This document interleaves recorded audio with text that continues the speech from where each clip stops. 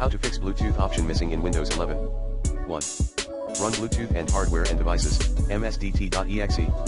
ID device diagnostic, troubleshooters. 2.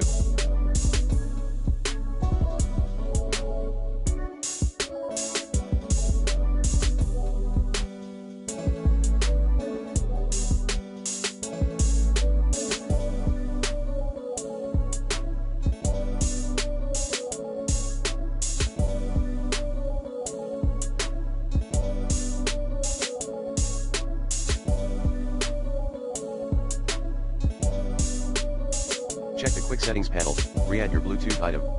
3. Check Bluetooth settings, enable show the Bluetooth icon in the notification area. 4. Turn off Windows Fast Startup. 5. Make Bluetooth support.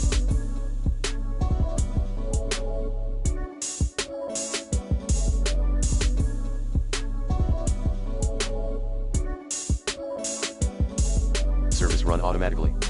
6.